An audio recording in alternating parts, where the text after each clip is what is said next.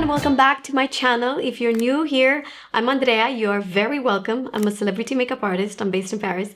And in today's video, I'm going to do kind of like an autumn back to work video where I am showing you my current favorites and my current favorite routine. I know that for some people this is a lot, but I've been wearing this in the streets of Paris, and you know, Paris is not really well known for embracing makeup, but I still got a lot of compliments, and I wanted to show you not just the products that I was using for this look, but also the technique. So I'm going to explain every single step as we go, as usual. So if you want to know how to create this look, please keep on watching. I have a hard time with foundation, and I don't mean like I have a hard time, I cannot find foundation. No, I actually have too many foundations that I like, and I cannot figure out which one I like the most. So let me tell you, and maybe we can figure out together. I like this one from Victoria Beckham Beauty and Augustinus Bader. I like this because it's very, very hydrating. So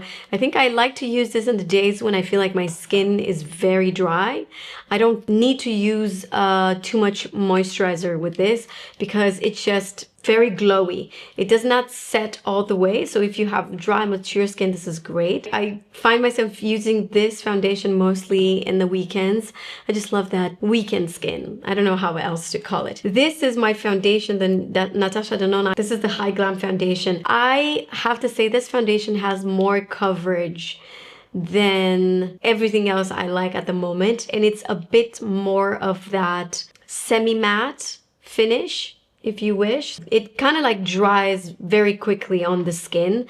I would say that this is my foundation when I go out. When I go out, this looks beautiful, it photographs beautifully. The foundations that I would say during the week I use the most are these two. I know this is not new, but it's such a great foundation. Also, the reason why I think I love this so much is because of the shade.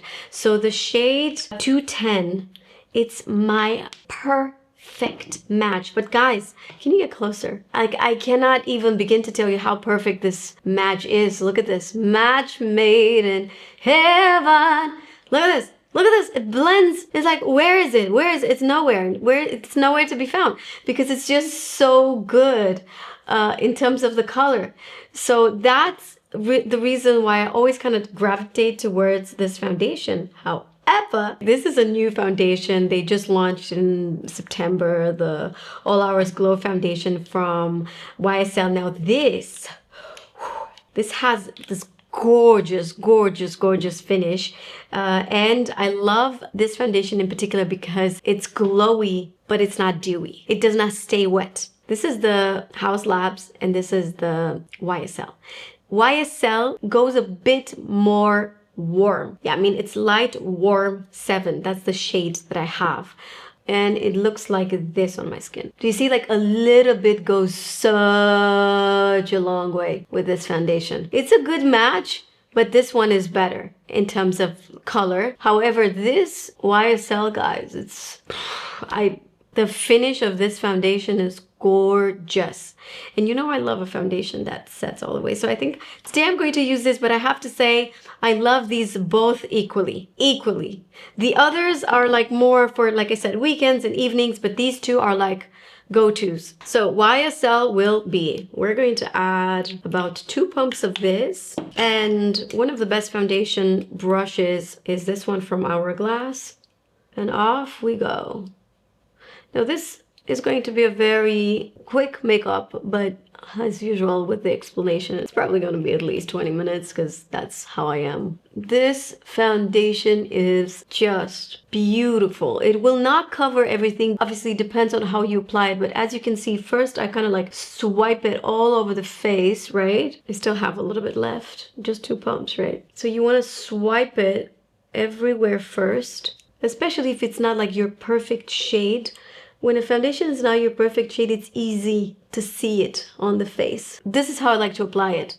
First, like a quick swipe, and then I will take whatever is left, load my brush with the foundation, and go over the parts of my face that will need just a bit more coverage, because this is very light. It's not going to be like a tinted moisturizer. It's a regular foundation, but it has light coverage. And then we'll go a little bit on the chin.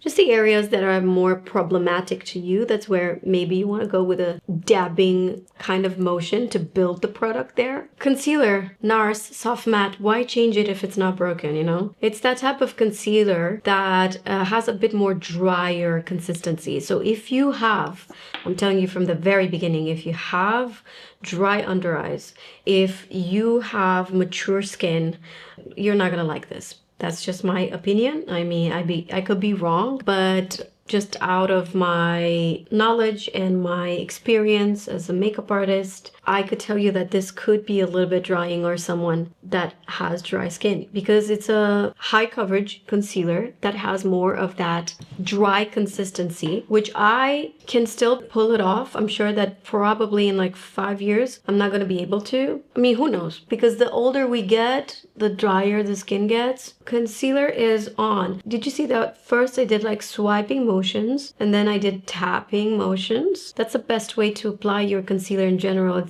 It's not good to just do the swiping motions. You need to do the tapping as well. Else it's just not gonna work. I'm using the shade Custard, and my brush is a fantastic brush for concealer. This is from Haus Labs. Has no number, but I'm sure I'm going to find it and link it in the description box. I have to say that I did not believe much about this product when I received it, although I do love the packaging. I love everything that is like round and cute and sweet looking. This is a blush, a moussey blush, or like blush. You can use it on the lips as well, from a brand called Fwee or Fwee. I don't know how you pronounce it, but it's Fwee. And let me show you this color. You're not gonna believe it. You're not gonna believe. You're gonna I don't know about this. Just wait until I apply it. Just wait. This is very autumny, and this is one of the few blushes that I have that are more on the affordable. I wouldn't say cheap, because this is not cheap. It's more like 18 euros or something like that, or at least this is the price that I found it with. Is this texture a bit more tricky? It is. And it's harder to work with because it's in this like smaller opening, right? And usually we use bigger brushes for the blush because you don't want the color to be concentrated into one little spot, right? You want that diffused look. You don't want like a spot of color. I found the right brush that would go with this. This is a BK Beauty number 113. You got to make sure that you really press this product into the bristles, and then the right way to apply it is by doing dabbing motions. So just dab, dab, dab. It takes a while. It takes a little bit for the pigment to show, only because I didn't apply a ton. It's better to build the color than having to erase anything. Now this is a very, very nice blurring effect type of blush. I don't know if you can see. Can you get closer? Whenever I apply this, I get this blurring effect. I want to give you a tip about the application. You've applied the blush right after you apply your concealer, and now you have that very precise line of where you've applied the concealer. It's almost like a straight line right under your eyes. I want you to take that brush, make sure you don't have a lot. Usually a lot of blush would stay on the tip of the brush. It's just by the way you take the product on your tools. It happens very much. So make sure you don't have a bunch on the tip.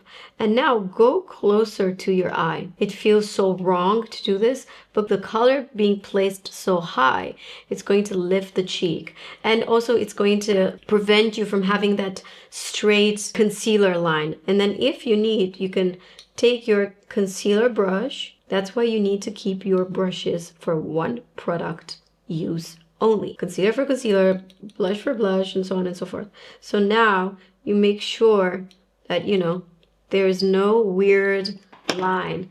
And there we have like a very, very natural looking blush. See here, like the very obvious line of concealer. I mean, this side I did not blend it, so it's coming. One more thing about this blush and I'm done. This is not very long lasting unless you set it with a setting spray. So I've used this with the setting spray, without the setting spray. I have to say that without the setting spray, this will not last at all and will become patchy. You know, if you have a child that like puts his hands on your face, or, you know, if you have a husband that's like kissing, or if there's any touching involved on your face with someone's fingers or your own, this blush will not last at all. But with the setting spray, it will be very much set. With other similar blushes, such as the Multiple from NARS.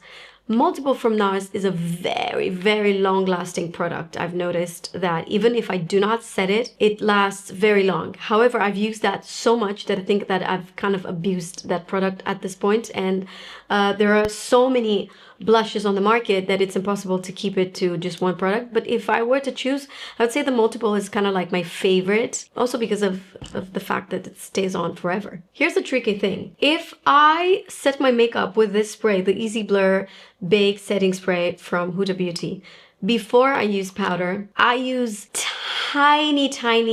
tiny bit of powder to set, like maybe just my concealer. I find that this not only sets your makeup in place, but also it kind of mattifies your skin. So you're not going to touch up as much and you're not going to use as much powder as you would normally use. I have the small version at the studio. I wish they had a better spray tip or whatever it's called. The only thing about the spray is that after you've applied the spray, you gotta make sure there are no little droplets of the spray on your skin, because if for some reason it becomes like white. So now I took like literally the tiniest amount of powder. I'm using Huda Beauty powder, and I just make sure that my concealer is set. I need such little powder that I only press it here where my concealer naturally would crease. So I just press a little bit of powder there, a little bit of powder here, and what is left on the forehead. But I'm telling you, if you do the spray before you set everything with powder, it makes such a big difference. I don't always use bronzer, but you know what? I feel like I'm a little pale, and I'm wearing a t-shirt, so you can see that my arms are much darker because I still have tan left from the summer. So we're going to match the face with the body slightly. Not really. Oh wow, that's a very old brush. Japonesque. And I'm going to use Hermes bronzer in shade number 3. And it's mostly the forehead that I think I'm going to give it a bit more warmth. A little bit on the brow bone. You know the drill. And the nose, of course. Now I'm going to do something that is called stacking your blush. Basically, what I like to do is I like to apply a cream blush and then top it with powder. Not all the time. Sometimes cream is more than just enough. Other times powder is more than enough. But lately I find myself wanting to like mix blushes to get like either my perfect shade or like my perfect finish. In this case, I'm only going to apply the same blush but in layers. So I had the first layer, I set it with that setting spray. I'm going to apply a second layer just for more saturation. That's what I need. I just want this to be more saturated. I go quickly with the second layer. These cheeks feel more like an autumn cheek because I felt like the color was not like enough. Now we're going to go into brows. The past year, I would say I kind of neglected my eyebrows, but I'm back at it. I had them shaped, and I have to say I do not tint them anymore, and I do not laminate them, which I think it was something that it just did not work for my eyebrows. Now I'm going to fill them in with Anastasia, the new MicroStroke brow pen. And this is one amazing product. Can you get closer, please? I've never seen anything like this, guys. This is the most precise eyebrow pencil I have ever came across with. If you're a makeup artist, you absolutely need to have this. Then I'm going to use this gel. This is not a gel for the eyebrows, you guys. That's why the big wand. This is something that you're supposed to use for your flyaways. A friend of mine who went to Japan brought this. It's called Matomake stick. And I was thinking, you know what? If it holds the hair, it's supposed to hold the eyebrows too, like why not? And it does actually a very good job. So that's what I'm using right now. I have to say that I love a cream eyeshadow, and I've tested this. It's a cream eyeshadow, kind of new, from Makeup by Mario, and it's kind of the only thing that I've been using on my eyelids. Either this or the eye tint from Armani, my favorite things to use. They're just so easy. This is slightly more olive And I would have to say the eye tint from Armani is and will remain like my favorite. But sometimes I have to say there's something about this olive taupe that I'm obsessed with. I don't know what color this is. It's taupe. And I like this so much. If you're similar colors with me, this is going to look like it's part of you. I guess that's why I like it so much. And I think for autumn, it's just perfect. And now I'm going to take the same thing, but apply it with a brush. I've put it on the back of my hand. Took a pencil brush. Any pencil brush should work. And I will get this at the base of my lower lashes. Not too much because I tend to look aggressive. Like it gives me a very aggressive look when I have too much eyeshadow, too dark of an eyeshadow on the lower lashes. But if I get the right amount, it makes my eyes bigger and more open. You see? It's so nice. Oh god, this color, guys. If you're light medium skin tone, you're neutral undertone, or even like warm undertone or olive undertone, this is going to be part of you. This is so beautiful. Oh, love, love. I'm just gonna take that brush that I've blended the eyeshadow with, and I will go a little bit more towards my brow bone, because keeping the eyeshadow at the base of your lashes, it's closing your eye. Despite of what you might think, it will close your eye. So blending your eyeshadow more towards the brow bone will actually open the eye. Oh, this is such a good color. I can't get over it. The one thing that you can do that I've been doing a lot lately, either I have this as a base or the eye tint from Armani. I would go with something like this. This is the NARS Total Seduction Eyeshadow Stick. Either go with this at the base of my lashes. Imagine having this at the base of my lashes, right? It's a little bit of that spark. It's so good. If you have deep set eyes, it's going to like make your eyes pop. Especially this color. It's very much working with this. Let me tell you exactly what this is. It's Laguna. I'm not going to use this because I actually want a full matte look. And now I'm going to use the pencil. This is a matte kohl from Hung Van Gogh.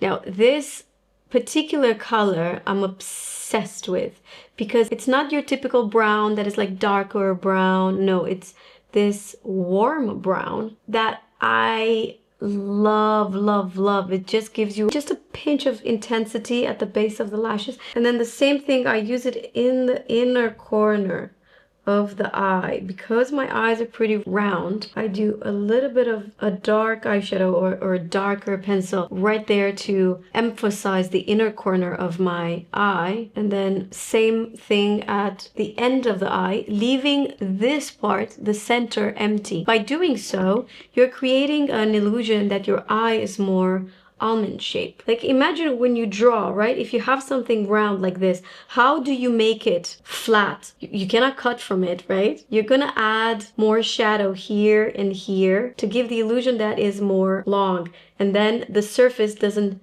look as tall. You gotta remember from when you were a kid and you were drawing at the drawing lessons at school, it's kind of the same thing. Once you get the hang of it with your own eye, you're gonna do it so quickly, so fast. It's gonna become second nature. I kind of stress about this because this is the one thing that if I do for my eyes, it just changes completely the way my eyes look. Now I'm gonna apply mascara, and this is from Lancome. This is called Lash Idol Flutter Extension. And I know that you did not trust the process once I've applied the pencil, right? You were like, oh, this is too warm. What did you say? Be honest, right? You didn't believe it, but I always envision what the makeup will look like with mascara. Mascara kind of rubs it up. It's the box that makes the gift look beautiful, right? I was checking this article the other day that said something that people are not using mascara anymore. It's like mascara is not in, that I don't know, whatever celebrity stopped using mascara, or they did a look without mascara. I don't know, something about not using mascara. And I was thinking, wow, like these people have no idea what the real world is like. Because in the real world, a lot of women would use mascara. I might have applied like 2 tons of mascara, but that's okay. It's back to work, baby. You're not ready for the lip I'm about to show you. I'm just in between this color or this color. Okay, let's do this. Oh my God. Oh, so good. It's not gonna stay like this. So basically, this is the new Violette et Fer lip product. This is called Plume Lip, and it has a lot of pigment, and it's very long lasting, almost transfer proof. I say almost because it really depends on how much you apply. And I'm obsessed with this. But the way I wanna apply it is in a very, very thin layer.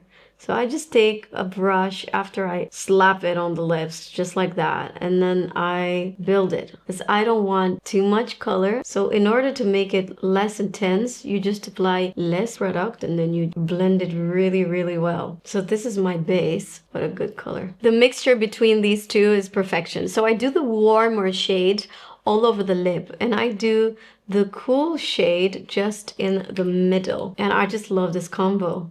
This is just slightly cooler. Because I want to put a lot of pressure on my brush, I hold the brush from almost the ferrule, right? But if you want to feather out something, you're going to hold the brush from the very end. Oh, this is such a good lip. Oh my God. Then you know how I like an overlined lip, and it is overlined right now, but I like that contrast.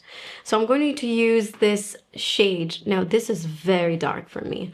I don't recommend you this shade if you are my colors, unless you are someone who's very skilled at doing that gradient, because basically this is what I'm going to do. I'm going to barely touch my lip and create that gradient. So you see, it's more of a framed lip. I'm basically cheating to have like bigger lips, which, you know, this is something I love. This lipstick is so comfortable, so comfortable. You could apply it even in a thicker layer. You're not gonna feel it on your lips. It truly becomes one with your lips.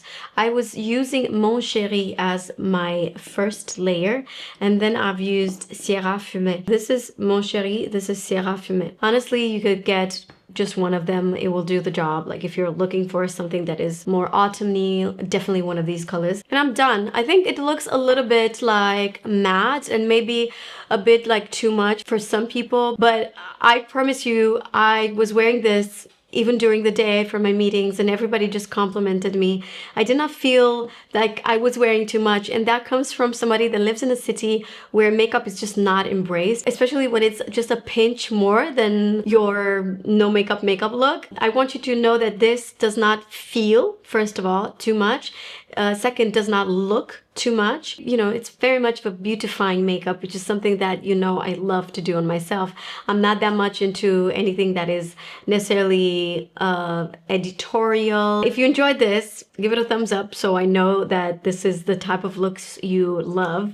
I purposely did not apply anything too shimmery because I think this is a beautiful satin, natural texture. Everything that I've mentioned, including all the brushes that I was using, you will find it in the description down below. And thank you so much for watching, and I'll see you guys in my next one.